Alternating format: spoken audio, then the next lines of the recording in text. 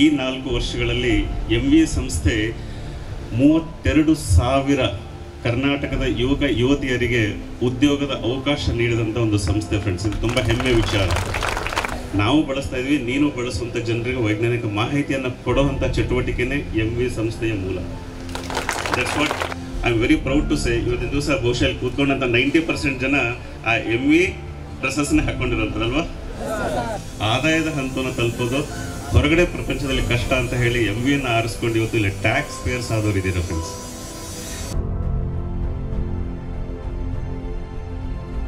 ಸೈಯದ್ ಮುಜೀಬ್ ಅವರು ಒಂದು ವಿಶೇಷವಾದಂತಹ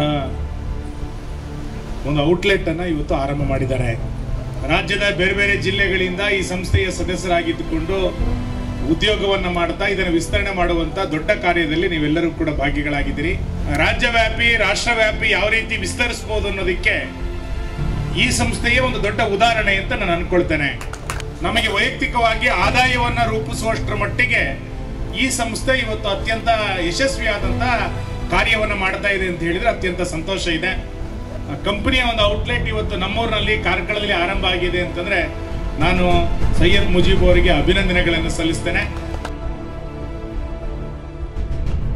ನಮ್ಮ ಈ ಏಮ್ ಇತ್ತು, ಸಿದ್ಧಾಂತ ಇತ್ತು ಕಂಪ್ನಿ ಸ್ಟಾರ್ಟ್ ಮಾಡುವಾಗ, ಆರೋಗ್ಯವಂತರು ಆರೋಗ್ಯವಾಗಿ ಹೇಗಿರಬೇಕು ಅಂತೇಳಿ ಮತ್ತು ಆರ್ಥಿಕವಾಗಿ ಹೇಗೆ ಬೆಳಿಬೇಕಂತೇಳಿ.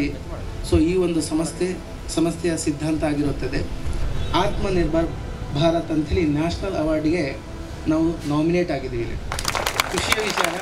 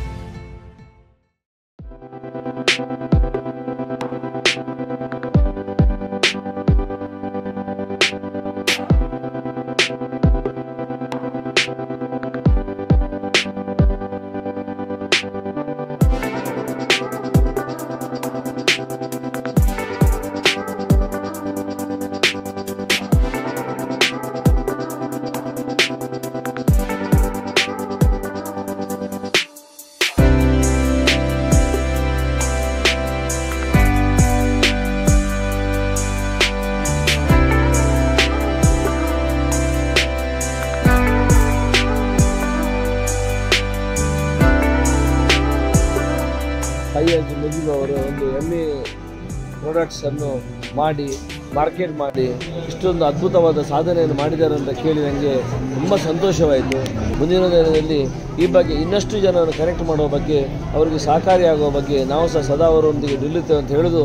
ಸೈಯದ್ ಮುಜೀಬ್ ಮತ್ತು ಅವರ ಇಡೀ ತಂಡ ಇರ್ಬೋದು, ಅವರ ಸಂಸಾರ ಇರ್ಬೋದು, ಎಲ್ರಿಗೂ ದೇವರು ಒಳ್ಳೇದು ಮಾಡಲಿ. ಖಂಡಿತ ನಿಮ್ಮ ಜೊತೆಗೆ ನಾವು ಯಾವಾಗಲೂ ಕೈ ಜೋಡಿಸ್ತೇವೆ ಅಂತ ಹೇಳಿ ಎಲ್ರಿಗೂ ನಮಸ್ಕರಿಸ್ತೇವೆ.